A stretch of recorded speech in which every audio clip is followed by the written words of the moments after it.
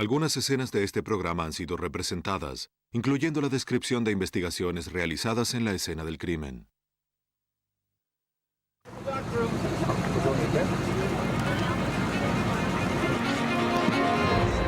Un tranquilo poblado es asediado por el terror mientras la policía busca a un asesino que ataca a mujeres jóvenes. Una vaga descripción y pruebas inadecuadas es todo lo que tienen. La próxima jugada depende de él. Alguien se esfuerza mucho para deshacerse de un cuerpo. Despojada de su identidad, esta víctima no puede llevar a los detectives hasta el asesino. Cualquier posibilidad de hacer justicia debe hallarse en las manos de una mujer. Una noche oscura, una curva cerrada y una mujer que yace muerta en el fondo de un cañón. Parece un accidente, pero tal vez ese haya sido el plan. La mayoría de las personas no matan a menos que estén seguras de quedar impunes. Los asesinos siempre creen poder eludir a la policía y ese es su error fatal.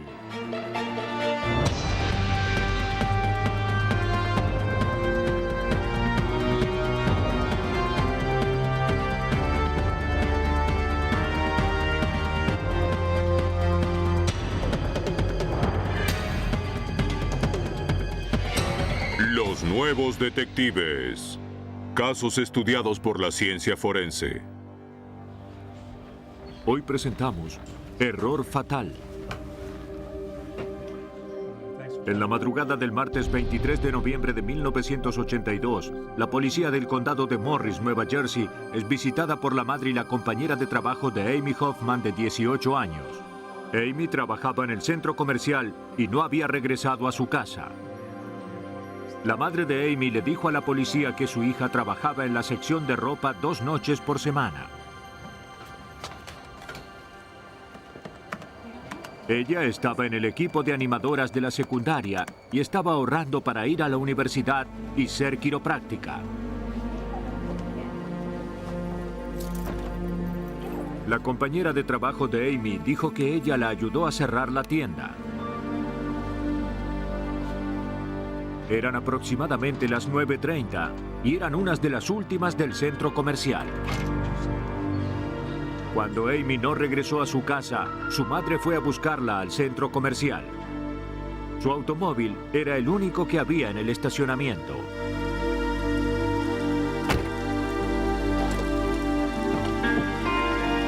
Las llaves estaban puestas. El bolso de Amy y su cartera estaban sobre el asiento.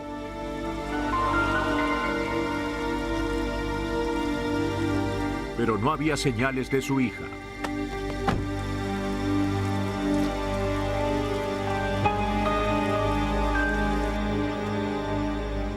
Alterada, la señora Hoffman decidió llamar a la compañera de Amy. Las dos no sabían a dónde más acudir. La policía fue al centro comercial con un perro adiestrado para buscar a Amy. Vamos, vamos, olfatea, vamos. Sus rastros desaparecían a los pocos metros. Evidentemente se había ido del estacionamiento con alguien. ¿Pero con quién? El estacionamiento no arrojó pistas. De acuerdo al detective del condado de Morris, el sargento John Kinnecock, tampoco el auto de Amy arrojaba pistas. Registramos el vehículo, como lo hacemos siempre, en busca de huellas digitales y otras cosas que ayudaran a encontrarla. Pero finalmente no hallamos nada. Pero eso estaba por cambiar. 2 días después, en el Día de Acción de Gracias, un hombre que había salido a caminar en un apartado lugar del condado de Morris, Nueva Jersey, hizo un hallazgo estremecedor. El cuerpo sin vida de una joven mujer. Se fue del lugar y llamó a la policía. Las autoridades del Departamento de Policía del Condado de Morris encontraron a la víctima yaciendo sobre un estanque abandonado. Por la descripción, la policía supo que habían encontrado a Amy Hoffman. Había sufrido puñaladas múltiples. Se llevaron el cuerpo para posteriores pruebas.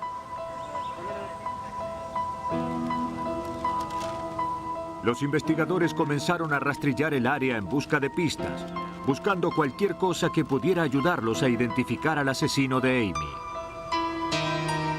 Se extrajeron muestras de sangre que había cerca del estanque, pero los análisis demostraron que pertenecían a la víctima. Los peritos forenses recogieron todo lo que pudieron. A veces las pruebas más importantes se encuentran ocultas como si fueran simples desperdicios. La autopsia les ofreció más información. La víctima había sido apuñalada repetidamente y era probable que hubiera muerto desangrada. También había indicios de que había sido violada, pero no se encontraron pruebas biológicas. Las únicas pruebas potenciales que recogieron fueron fibras y trozos de goma espuma que tenía en las botas y en la ropa. En busca de más información, la policía regresó al centro comercial para interrogar a los empleados. ¿Usted lo vio? Una mujer dijo que cuando dejó el centro comercial, alrededor de las 9 de la noche, vio a un hombre sospechoso sentado en un auto. Creía que el vehículo era un Chevy viejo.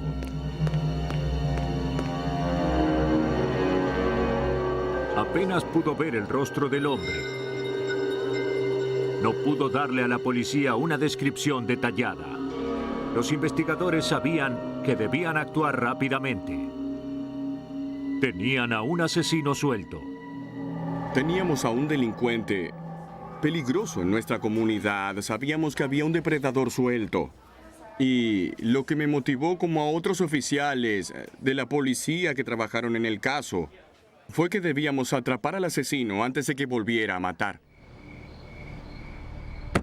Pero 2 semanas después de que Amy Hoffman fuera asesinada, un camionero en un parador a 20 minutos del centro comercial del condado de Morris fue despertado de su descanso.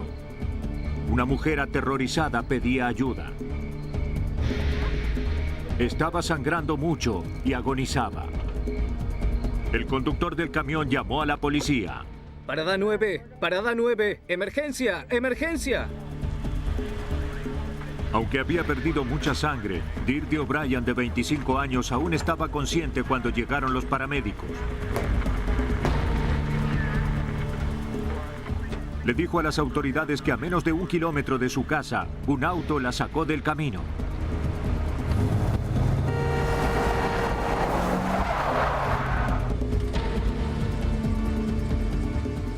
Temiendo que el conductor del otro vehículo se hubiera lastimado en el accidente, ella bajó para ver si se encontraba bien. Él sacó un cuchillo y la obligó a entrar a su auto. Un Chevy viejo. Condujo hasta el parador, la violó y la apuñaló repetidamente.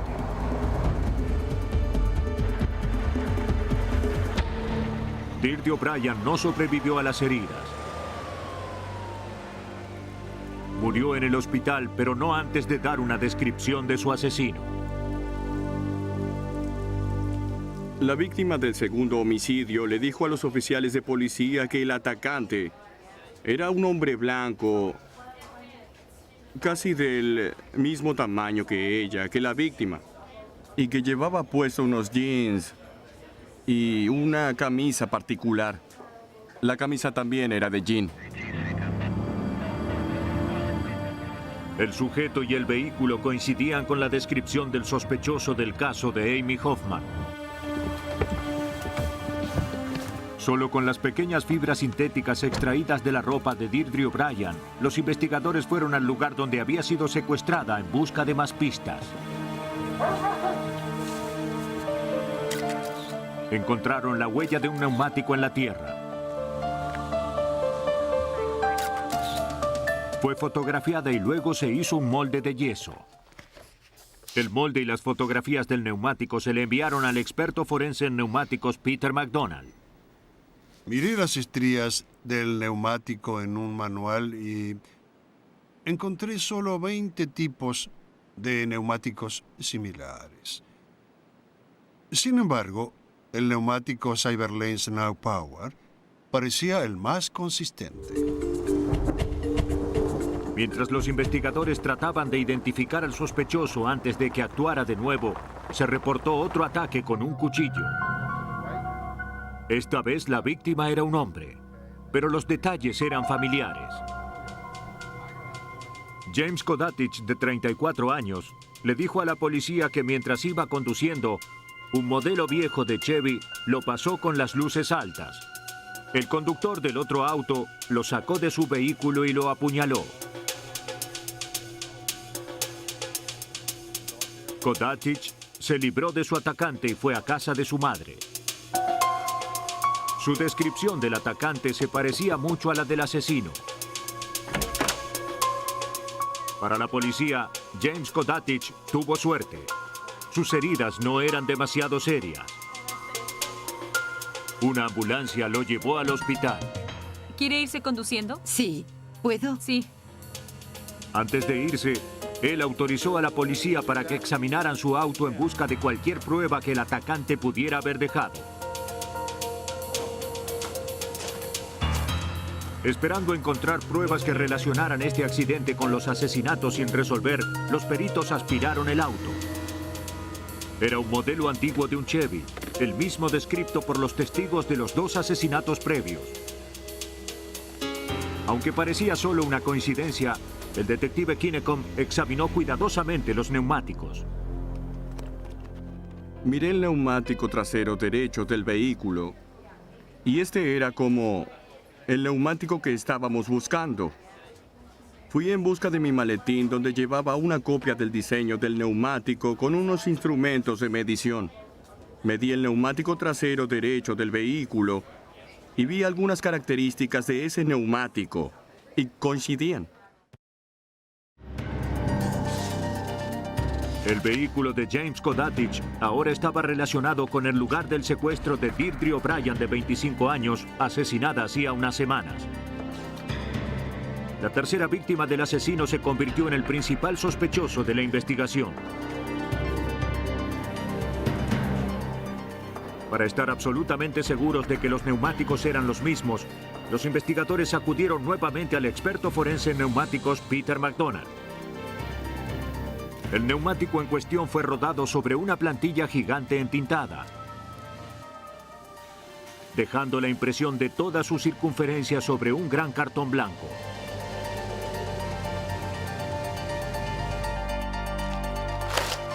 Luego de completar este procedimiento con el Chevy de Kodatich, los investigadores le enviaron a Peter McDonald una transparencia del negativo de la huella del neumático encontrada en el lugar que fue secuestrada Deirdre O'Brien. McDonald la comparó con la impresión del neumático del sospechoso. Luego de 25 horas de escrutinio, McDonald estaba absolutamente seguro de haber encontrado lo que buscaba. Pude identificarlo positivamente porque había muchos cortes y roturas que eran únicos y solamente pertenecían a ese neumático. Eso probó que el auto de Kodatich había estado en el lugar. La información fue suficiente para que los investigadores consiguieran una orden de arresto. ¿Qué quieren? Kodatich aún estaba en el hospital cuando fue arrestado como sospechoso del asesinato de Deirdre O'Brien. Cuando lo confrontaron con la prueba de la huella del neumático, el sospechoso admitió que había derrapado en esa parte de la carretera, pero no en el momento del asesinato. Aunque la policía no le creyó, las pruebas solo eran circunstanciales. Los investigadores debían hallar otra forma de construir el caso. Y no solo por el asesinato de Deirdre O'Brien, sino también por el asesinato de Amy Hoffman, de 18 años. No debieron ir muy lejos. Las fibras recogidas del interior del auto de Kodatich fueron comparadas con las encontradas en ambas víctimas. Las muestras de las víctimas, como las fibras de una falda, fueron encontradas en su auto y las fibras de la alfombra de su vehículo y la goma espuma del asiento fueron halladas en la víctima. Todo coincidía. A pesar de las pruebas contra él, Kodatic sostuvo que no era el asesino. Señaló su herida de cuchillo como una prueba. Los investigadores decidieron examinar de cerca la herida.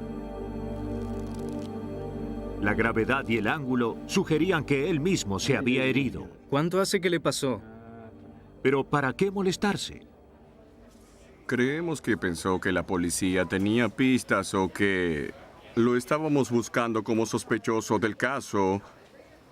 Y por eso es que creemos que él ideó este argumento. Pero el plan de Kodatic no funcionó y llevó a los investigadores justo tras él. Basándose en las pruebas, la policía creyó que Kodatic acechaba a mujeres vulnerables para secuestrarlas, violarlas y matarlas.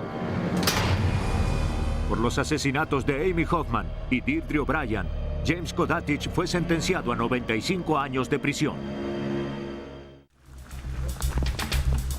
El 8 de mayo de 1993, una joven pareja en el parque Lake Lou Yeager de Illinois ayudó al cuidador del parque. Alguien había hecho un fuego con unos arbustos. En el centro había lo que parecía ser un maniquí. Al principio la pareja pensó que se trataba de una broma, pero al mirar más de cerca se dieron cuenta de que quien lo hubiera hecho no estaba bromeando. El cuerpo era real. Luego de quitar el cuerpo de entre los arbustos humeantes, la policía fue notificada. La policía concluyó en que la víctima era una mujer, pero eso fue todo. Le faltaba la cabeza. Recogieron sacos de residuos derretidos y un cartón carbonizado de entre los restos.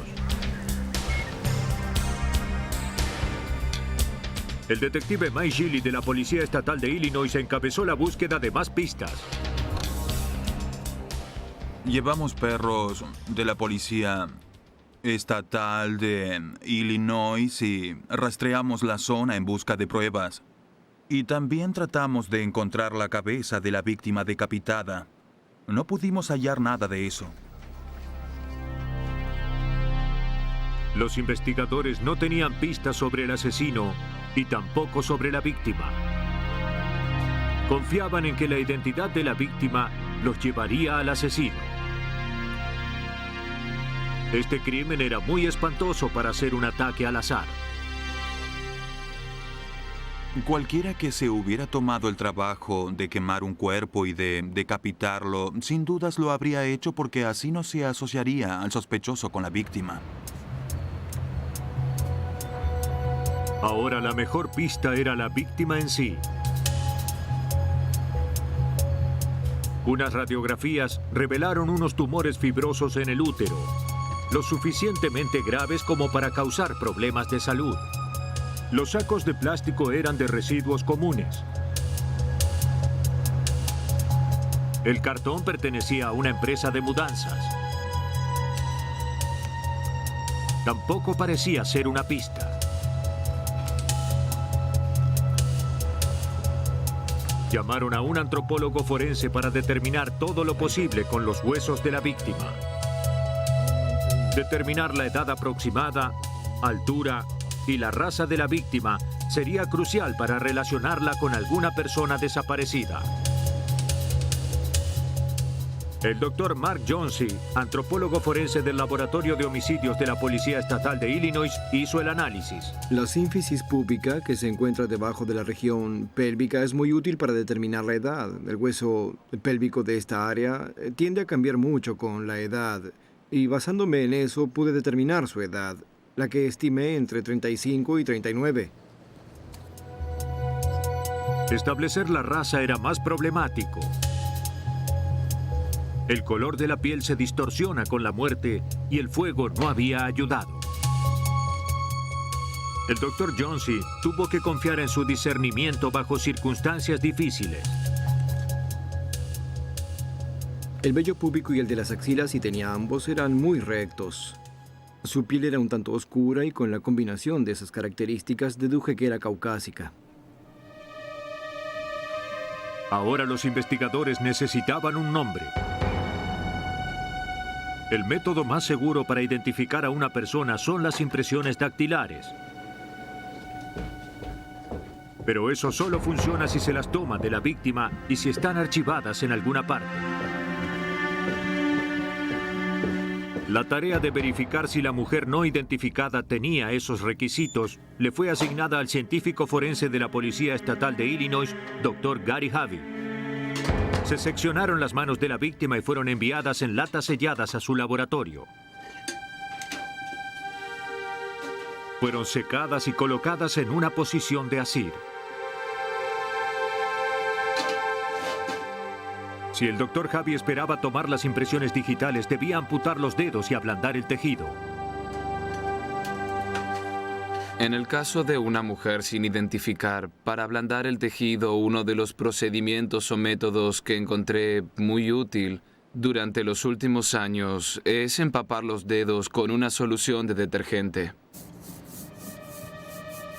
La solución ablanda el tejido en las estrías de los dedos, las que contienen los arcos, contornos y círculos únicos que tienen las puntas de los dedos de todas las personas. Una vez que los dedos fueron ablandados y secados, el Dr. Javi los entintó e imprimió las impresiones dactilares en un papel blanco. Pero no estaba satisfecho. No quería solo impresiones aproximadas, quería lo mejor que pudiera obtener. Decidimos utilizar un método que fuera diferente para poder obtener detalles de los dedos y las palmas. A través de los años he tenido bastante éxito utilizando pólvora y cinta adhesiva congelada. La pólvora y la cinta arrojaron mejores resultados, los que se fotografiaron y etiquetaron. Luego serían clasificados y enviados a la FIS, Sistema Automatizado de Identificación de Impresiones Digitales de Joliet, Illinois, que tiene los archivos de impresiones digitales de todo el estado. Los resultados dieron negativos. No hubo coincidencias. En busca de pistas, los detectives interrogaron a los testigos que estaban en el parque la noche en que fue descubierto el cuerpo. Dos estudiantes que paseaban tras su baile de graduación informaron haber visto el fuego. Cerca del lugar había una camioneta de carga. Creyeron que la matrícula era de Missouri. La puerta trasera estaba abierta y pudieron ver sacos plásticos de residuos. Los detectives estaban seguros de que los adolescentes habían visto al asesino. Ellos se detuvieron junto a la camioneta del sospechoso y se asustaron al ver que alguien había hecho un fuego en una zona prohibida. Ellos conocían el parque y básicamente en ese momento el sospechoso los vio e inmediatamente se subió a la camioneta y entonces huyó. Pero sin el número de la matrícula, tenían otro cabo suelto. Para resolver el caso, los investigadores debían identificar a la víctima.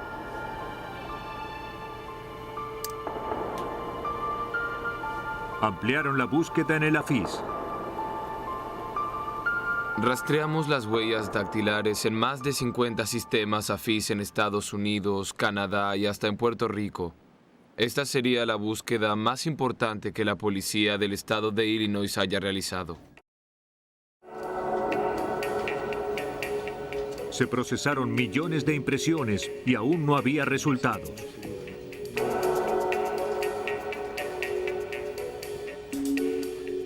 La víctima aparentemente no tenía antecedentes penales y no estaba en ninguna base de datos. Igualmente, cientos de denuncias de personas desaparecidas fueron estudiadas por un periodo superior a los 18 meses. Aunque ninguna coincidía con la descripción de la mujer caucásica no identificada, un nombre apareció.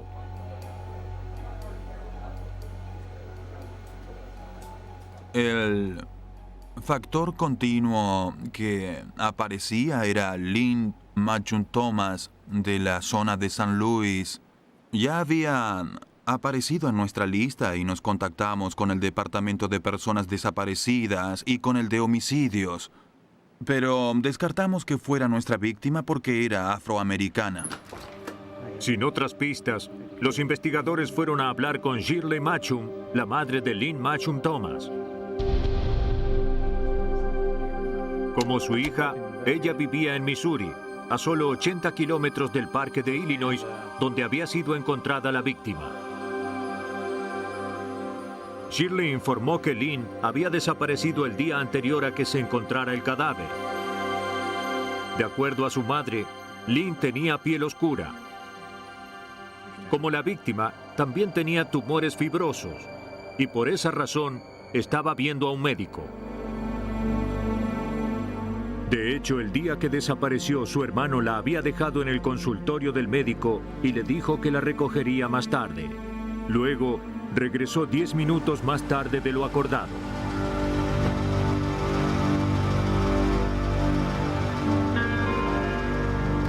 Entró, pero ella ya no estaba.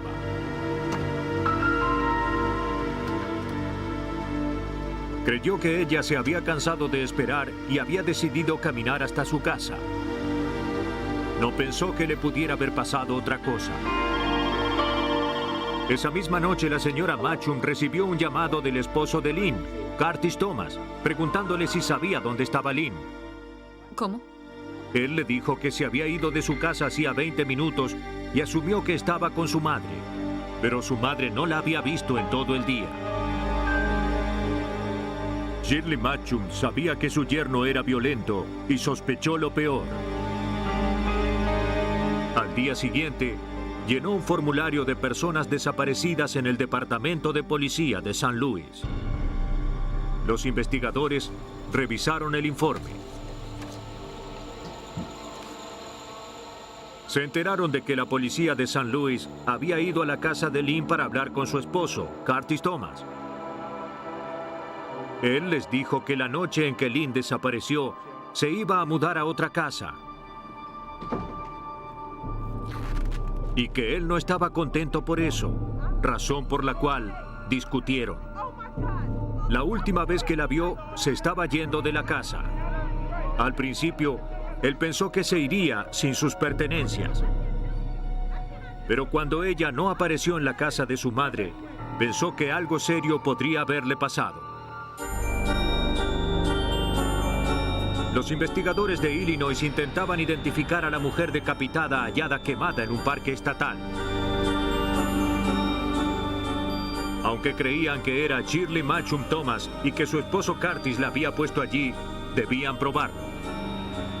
Los investigadores regresaron a la casa de la madre de Lynn para pedirle información sobre el pasado de su hija. Y para nuestra sorpresa, ella dijo que su hija había trabajado en un banco local y que allí se le habían tomado impresiones dactilares. Entonces, fuimos al Departamento de Policía de San Luis a buscar en un archivo específico.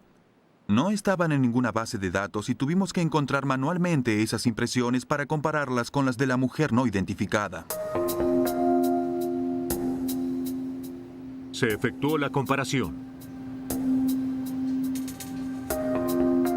La víctima sin identificar era Lynn Matchum Thomas.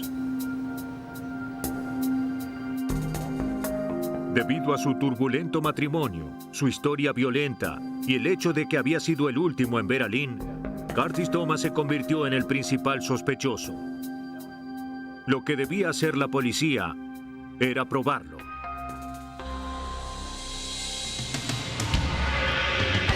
Los investigadores trataron de hallar un vínculo entre las pruebas dejadas en la escena del crimen y el sospechoso. Determinaron que el cartón retirado del fuego provenía de la misma empresa que la víctima estaba utilizando para empacar sus pertenencias. Aunque muy comprometedoras, las pruebas solo eran circunstanciales. Para averiguar más sobre Curtis Thomas y sus actividades posteriores a la desaparición de Lynn, Los investigadores ubicaron a su exnovia, a quien había comenzado a ver tras la desaparición de su esposa. Comentó que Curtis decía que los policías eran estúpidos por haberse equivocado al determinar la raza de la mujer no identificada. Y dígame, ¿la amenazó? Esto fue varias semanas antes de que fuera identificada como afroamericana. También dijo que Curtis tenía acceso a una camioneta en su trabajo. Coincidía con la descripción de la camioneta vista en el parque la noche del asesinato. La novia le tenía miedo a Curtis y entonces terminó la relación. Este testimonio, junto con el resto de las pruebas circunstanciales recogidas, les dio a los investigadores lo suficiente para arrestar a Curtis Thomas en enero de 1995, 2 años después del asesinato de su esposa. Se consiguió una orden para registrar su casa. Aunque Thomas insistió que no sabía nada del destino de su desaparecida esposa, los investigadores encontraron recortes de periódicos relacionados con el misterioso cuerpo de Illinois. La policía dedujo que el abusivo Curtis Thomas no quería que su esposa simplemente lo abandonara. Los investigadores creen que tras asesinar a Lynn Matchum Thomas, él escondió el cuerpo en el sótano hasta poder conseguir la camioneta. Y para despistar a los investigadores, decapitó a la víctima y la llevó al parque de Illinois, donde prendió fuego sus restos. Curtis Thomas fue hallado culpable y sentenciado a cadena perpetua sin libertad condicional. El 14 de septiembre de 1985, un conductor en una carretera apartada de Utah se detiene para ayudar a un hombre muy alterado. ¡Tuvimos un accidente! David Mossman dijo que su camioneta se salió del camino de Logan Canyon y cayó 90 metros hacia el río. Su esposa Tania aún estaba allí.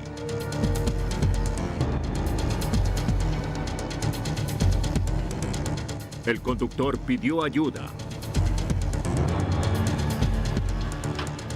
Aunque estaba herido y conmocionado, las heridas de Mossman eran relativamente menores.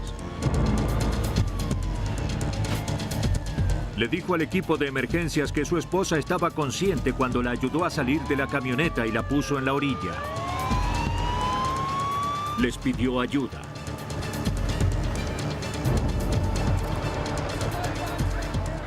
Mientras David Mossman era llevado al hospital, el equipo de rescate estaba en el cañón buscando a su esposa.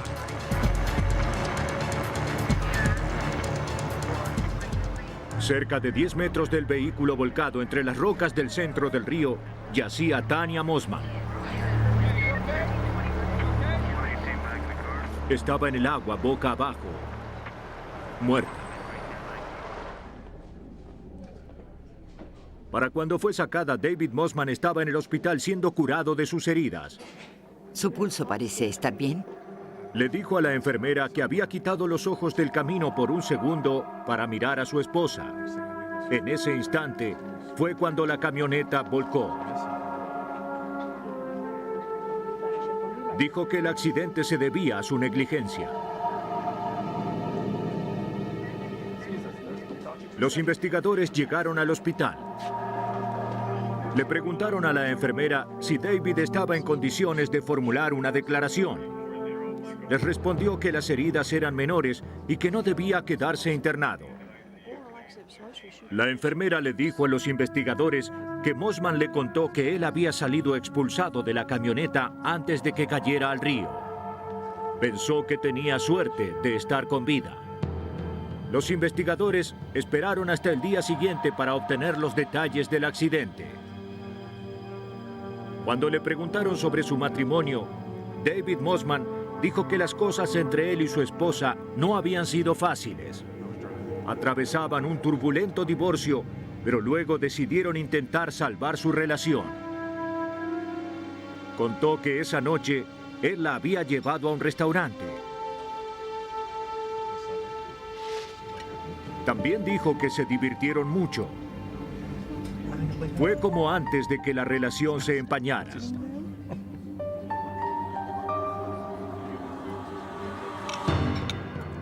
Luego de cenar, partieron hacia su casa.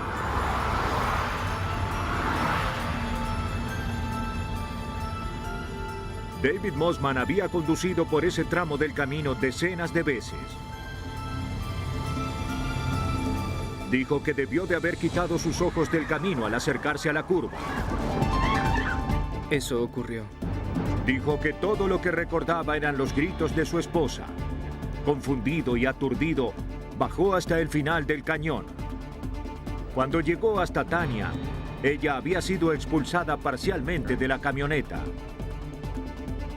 La ayudó a salir y fue en busca de ayuda. El oficial de la patrulla de caminos de Utah, Larry Forsgren, trabajó en la investigación sobre el accidente. Dijo que la colocó en la orilla y que estaba bien. Y que le habló y que estaba bien. Dijo que ella le mencionó que le dolía un poco la cabeza, pero a pesar de eso, él no vio que tuviera sangre. La colocó en la orilla para subir e ir por ayuda. Mossman dijo que le había llevado más de 2 horas trepar por el cañón en la oscuridad. Tenía un corte sobre la ceja. Pensó que él pudo haberse desmayado o dormido por el frío. Yo se lo había advertido. No sabía cómo su esposa había llegado hasta el río.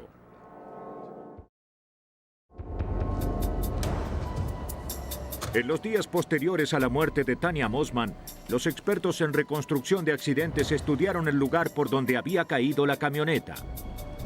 En el pavimento había una pequeña marca que indicaba que había girado abruptamente el volante a 30 o 50 kilómetros por hora. Para el sargento George Becker, médico forense del condado de Cache, ese hecho no coincidía con la descripción de David Mossman. En ese lugar, el vehículo debió haberse inclinado para caer sobre la orilla. Habría sido imposible salir del vehículo del lado del conductor. Tendría que haber abierto la puerta o salido mientras aún se movía. Es imposible. ¿Qué tenemos? Un estudio rutinario del accidente había dado más preguntas que respuestas. Para los investigadores, este caso debía ser estudiado más detalladamente.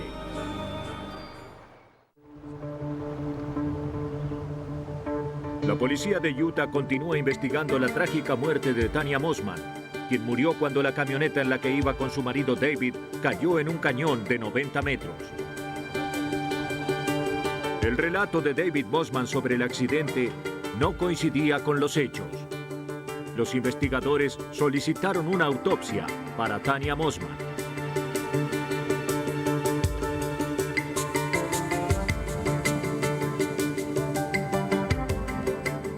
La presencia de agua en sus pulmones reveló que había muerto ahogada. Una marca desde la cadera hasta el hombro sugería que había tenido puesto el cinturón de seguridad, lo que habría evitado que saliera despedida por el parabrisas, como su esposo afirmaba. Las únicas otras marcas de su cuerpo eran 3 contusiones en la parte trasera de la cabeza. En busca de respuestas, el equipo forense revisó la camioneta tratando de hallar algo que pudiera haber causado esas marcas. También utilizaron hisopos tratados químicamente que se vuelven azules en contacto con la presencia de sangre.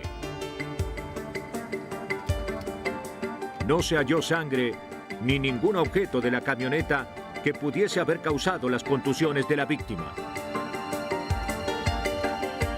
Los investigadores regresaron al lugar en busca de más información.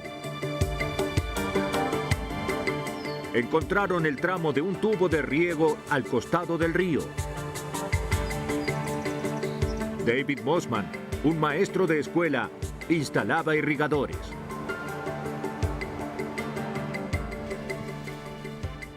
Se le envió el tubo al doctor Ken Glanville del Laboratorio de Homicidios de la Policía del Condado de Logan para que lo revisara. Colocó el tubo sobre unas fotografías de tamaño real de las heridas de la cabeza de Tanya. El tubo coincidía perfectamente. Pero Mossman tenía una razón para transportarlo, y aunque pareciera improbable, El tubo podría haber golpeado a la víctima al volcar la camioneta. Con todas estas inconsistencias y preguntas sin responder, los investigadores le pidieron a Mossman que tratara de recordar más detalles sobre el accidente. Le pidieron que dibujara un mapa del camino y que señalara el lugar donde perdió el control y cayó. Lo señaló exactamente, algo que la mayoría de las víctimas de accidentes no hacen. Él estaba completamente seguro de que por allí había caído y era un sitio muy cercano al mismo lugar donde sucedió. Eso fue extraño porque cuando sucedió era de noche y estaba oscuro. Para señalarlo exactamente, él debía estar muy familiarizado con el lugar y creo que sabía por dónde caería el vehículo. 2 días después del accidente, esa impresión fue reforzada cuando un amigo de David Mossman llamado Terry contactó a la policía. Dijo que la pareja había tenido un matrimonio difícil y que David siempre bromeaba sobre cómo mataría a Tanya. El fiscal Jim Jenkins continuó con la investigación. David le dijo a Terry que no quería pasar por los gastos de un divorcio, no quería arriesgarse a perder la custodia de sus hijos y no quería perder ninguna de las propiedades o el dinero que había acumulado. Estamos investigando. Para probar que David Mossman había asesinado a su esposa, la policía comenzó a interrogar a los amigos de Tanya. Sabía que estaba muy mal e iban a separarse. Todos sabían que el matrimonio se desintegraba. Una amiga dijo que Tanya le tenía miedo a David. A veces él era violento. Ella dijo que le tenía mucho miedo. Ella vivía muy atemorizada. Principalmente discutían por la tenencia de sus 2 jóvenes hijos. Fírmalo. Ella les dijo a los investigadores que David recientemente había tratado de que Tanya firmara un documento que él había escrito, forzándola a ceder la custodia de sus hijos en caso de que se divorciaran. También la amenazó con matarla si no firmaba. Aún así, Tanya buscó ayuda legal para poder divorciarse. Al poco tiempo, David comenzó a ser mucho más amable con ella. Tanya le contó a su amiga que cenaría esa noche con su esposo. Creía que la noche en que murió, ellos se reconciliarían. Todo parecía trágicamente apropiado para David Mossman. Los investigadores continuaron trabajando. Descubrieron que David hacía varios años que tenía una póliza de seguro por su esposa de $10,000. Pero 9 meses antes de su muerte, cuando el matrimonio se desintegraba, adquirió otras pólizas por otros $100,000. Se estableció firmemente un móvil y las circunstancias de la muerte de Tanya eran sospechosas. Sin embargo, podría haber sido un confuso accidente. Los investigadores debían probar que no lo era. David Mossman dijo que dejó a su esposa herida en la orilla del río, pero fue encontrada en el medio de este. Los investigadores llamaron al ingeniero hidráulico Dave Tallis para ver si eso era posible. Los investigadores querían que examinara la situación y buscara alguna manera razonable de que ella hubiera llegado de la orilla donde él dijo que la había dejado, hasta el lugar en el río en el que ella fue encontrada. El Dr. Tallis midió la profundidad del río, la velocidad y la dirección de la corriente para calcular si un objeto tan grande como un cuerpo humano podría haber sido arrastrado desde la orilla y depositado en el lugar donde fue encontrada la víctima. Determinó que la poca profundidad de la orilla no soportaría un cuerpo y aun si lo hiciera, la velocidad y la dirección de la corriente lo habría llevado por la orilla y no hacia el centro del río. Si estaba inconsciente, no podía moverse y la corriente no la podría haber arrastrado. Y entonces la habrían encontrado inconsciente o ahogada en la orilla. Pero no fue así. ¿Me recuerda? Dese vuelta, señor. Nunca llegó hasta la orilla del río como había dicho su esposo. David Mossman fue arrestado como sospechoso del asesinato de su esposa. Los investigadores creyeron que David Mossman trató de matar a su esposa con un accidente premeditado.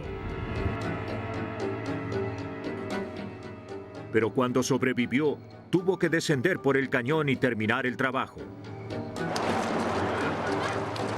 Sus motivos aparentemente eran el odio hacia su esposa, la custodia de sus hijos y los $110,000 de seguro de vida. Por su crimen, David Mossman fue sentenciado a cadena perpetua. Las prisiones están llenas de personas que pensaron haber cometido el crimen perfecto. Pero un asesinato no termina con la muerte de la víctima. Para los investigadores, eso recién es el comienzo. Acuden a los científicos forenses para que los ayuden a darle justicia a las víctimas al exponer el error fatal de un asesino.